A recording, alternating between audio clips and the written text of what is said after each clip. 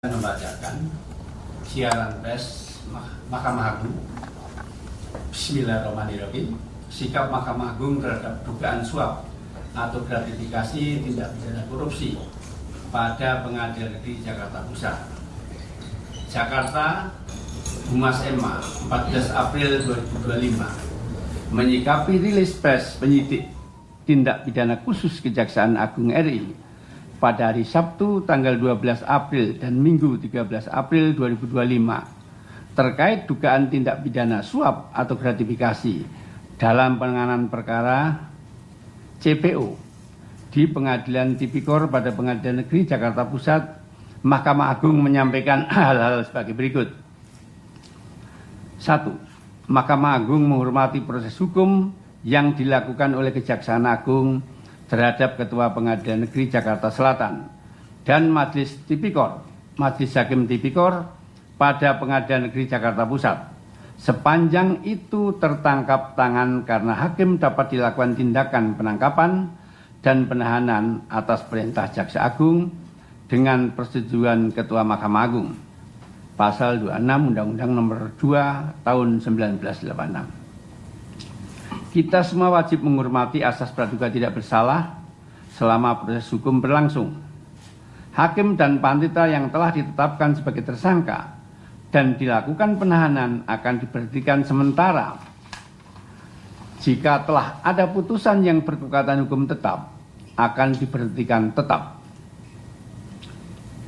Perkara CPO di Pengadilan Tipikor pada Pengadilan Negeri Jakarta Pusat adalah terkait dengan 3 perkara yang masing-masing terregister pada tanggal 22 Maret 2024 dalam perkara nomor 39441 Pitsus TPK /2024 PN Jakarta Pusat dengan terdakwa korporasi yang tergabung dalam Permata Hijau Group, Wilmar Group, dan Musim Mas Group.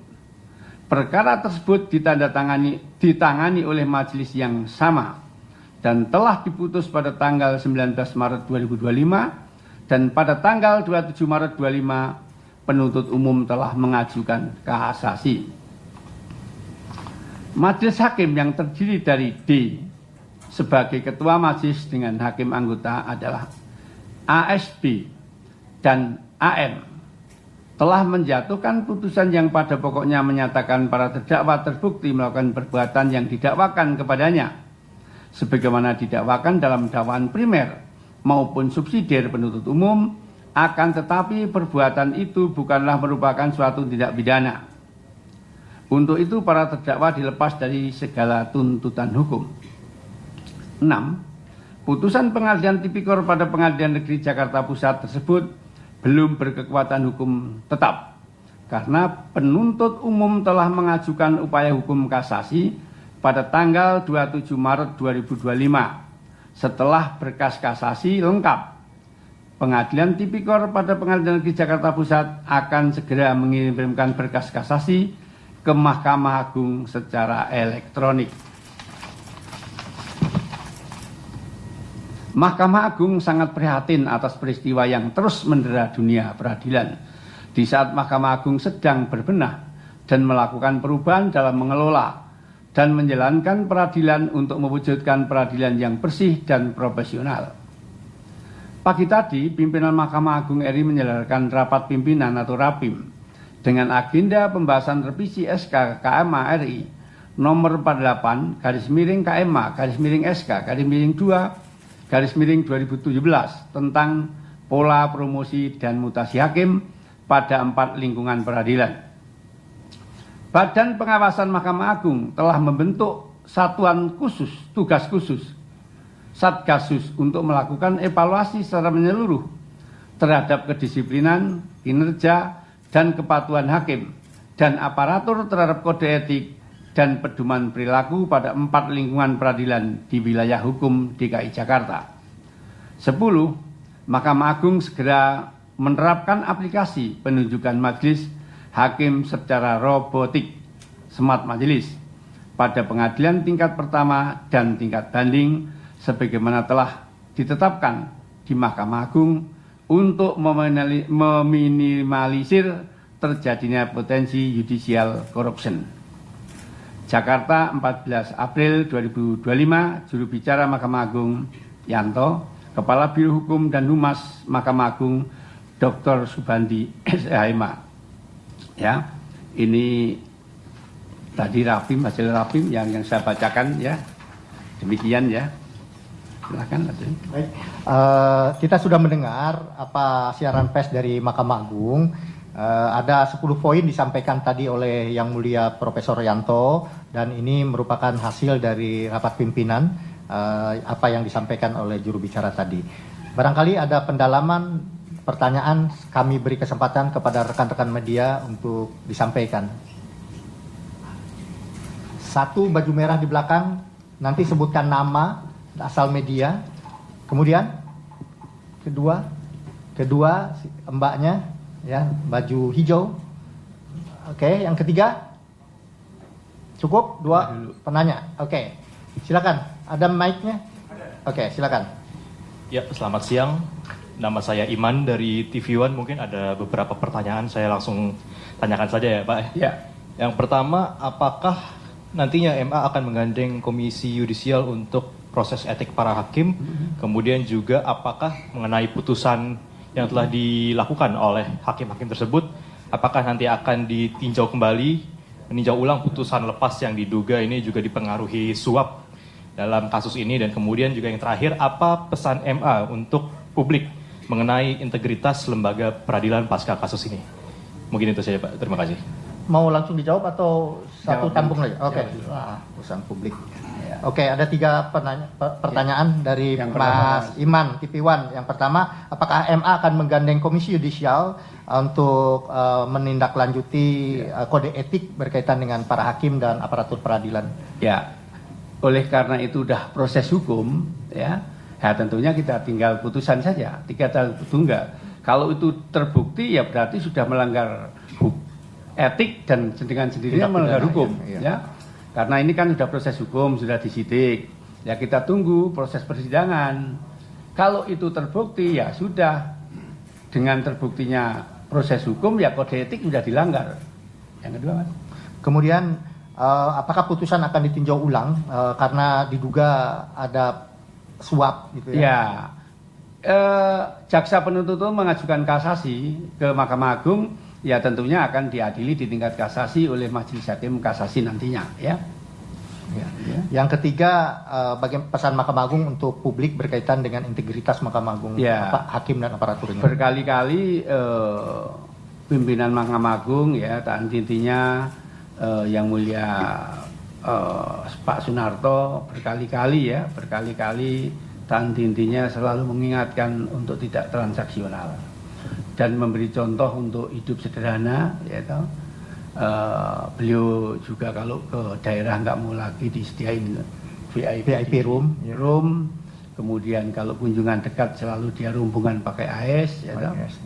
Untuk mengurangi juga pengawalan dan sebagainya. Ya itu, jadi kalau Mahkamah Agung nggak intinya ya, pengawasan juga pengawasan Komisi Yudisial, pengawasan Bawas, PT, PN melekat, Siwas itu Mas ya. Sudah gitu. Satgasus tadi sudah dibentuk, mulai besok mulai bisa dilihat baju-baju Bawas Satgas sudah beroperasi di PN-PN yang mulia. Ya. Oke, itu tambahan. Kemudian Mbak silakan sebutkan nama dan asalnya. Saya Cindy dari Kompas TV Pak. Pak, kalau dari peneliti bilang kasus korupsi di lingkungan hakim masih terjadi karena dari kasus-kasus sebelumnya tidak ada efek jerah. Kalau dari MA, apa yang akan dilakukan ke depannya agar kasus ini tidak terulang lagi, Pak? Sekaligus juga tadi, untuk memastikan kepercayaan publik kepada hakim juga tidak turun. Itu aja, Yang Mulia bisa. Ya. Yang dilakukan ke depan ya sebetulnya kalau dari tadi ditanyakan dari segi pengawasan, kita punya 5 pengawasan kan. Mulai di KJ, Bawas, Polpes ke depan KPT, kemudian pengawasan melekat oleh ketuanya, kemudian Siwas itu masyarakat juga ya. Artinya kalau dari semuanya begitu repatnya ya. Cuman berkali-kali juga setiap pembinaan selalu ketua menekankan untuk tidak transaksional ya, atau untuk hidup sederhana itu berkali-kali disampaikan Pak seperti itu.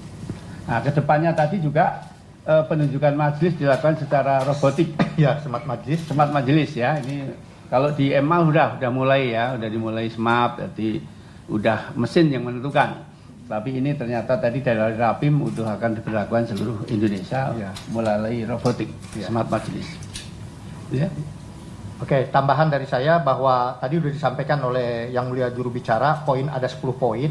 Di situ memang kita berusaha menekankan integritas dan kepercayaan publik untuk mengembalikan kepercayaan publik. Di antaranya adalah mengenai pola promosi dan mutasi kita akan perbaiki.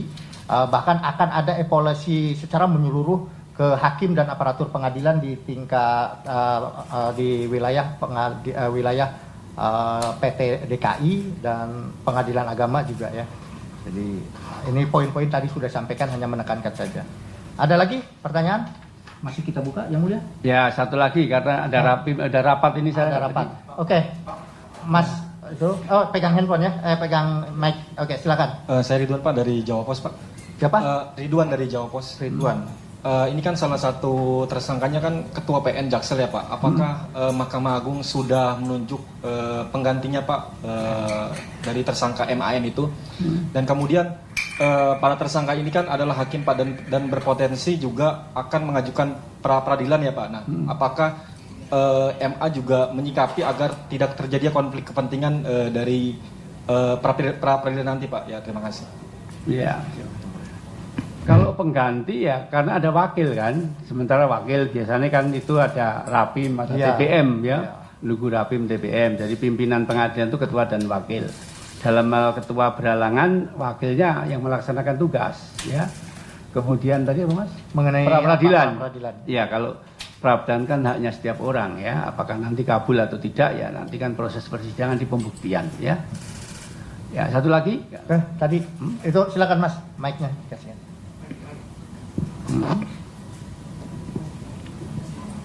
Petugas tolong diberikan mic-nya.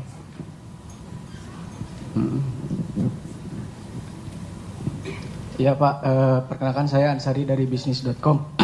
Izin bertanya terkait upaya MA meminimalisir korupsi di yudisial melalui penunjukan hakim dengan sistem robotik. Nah, itu mungkin boleh dielaborasi lagi bagaimana proses penunjukan hakimnya. Terus kapan bakal diterapin ke seluruh PN? Sama terakhir, kapan tadi pemberhentian sementara dari 3 hakim yang terjerat kasus ekspor migor ini? Makasih. Mas, itu diterapkan mulai kapan? Kan kita harus bangun dulu. Oh ya, jadi robotik tadi kan baru hasil Rapim tadi ya. Kalau Mahkamah Agung kan sudah. Tadi hasil Rapim itu akan dipersiapkan dulu alatnya. Ya, segera dilaksanakan. Nah, terus kemudian apa tadi? Dinonaktifkan. Ya, sejak begitu mendapat surat dimulainya penyidikan, perintah penetapan tersangka. Ya. Kita sedang meminta penetapan tersangka dan penahanannya dari kejaksaan. Ya. Dengan penetapan penahanan dan penetapan tersangka, maka akan segera diusulkan ke Presiden untuk pemberhentian sementara. Ya. Jadi kita sedang menunggu penetapan tersangka dan surat perintah penahanan dari kejaksaan untuk nanti menjadi lampiran diusulkan pemberhentian sementara kepada Presiden.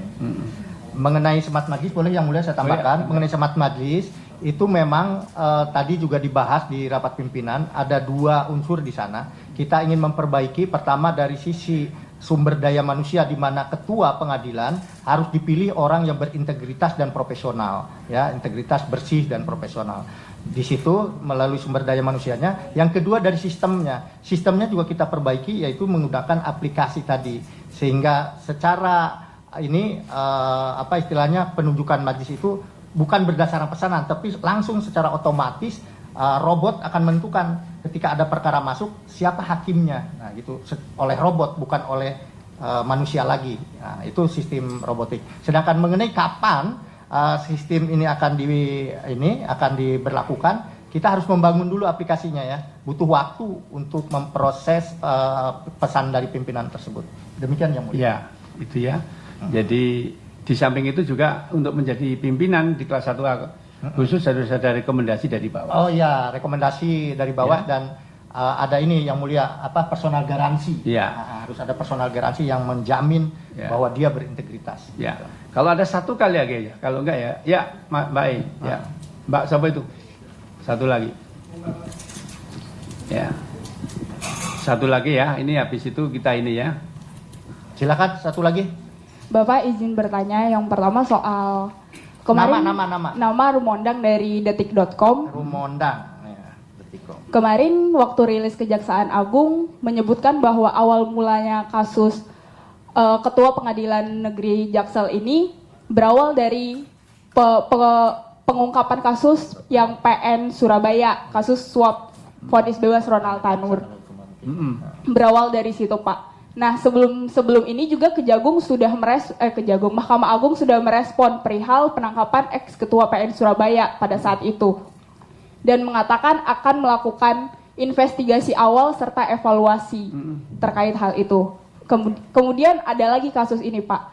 Bagaimana hasil evaluasi atau investigasi Mahkamah Agung ketika itu? Apakah tidak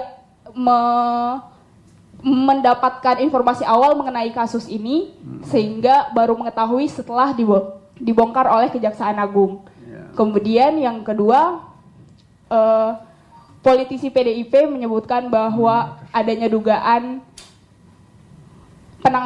jaringan penanganan perkara di pengadilan. Yang intervensi pra-peradilan ya. Ya, betul. Nah, banyak yang bertanya tadi. Bagaimana tanggapan Ya. Kejagung mengenai hal itu, Bapak? Terima kasih. Kalau yang jawab saya nggak objektif.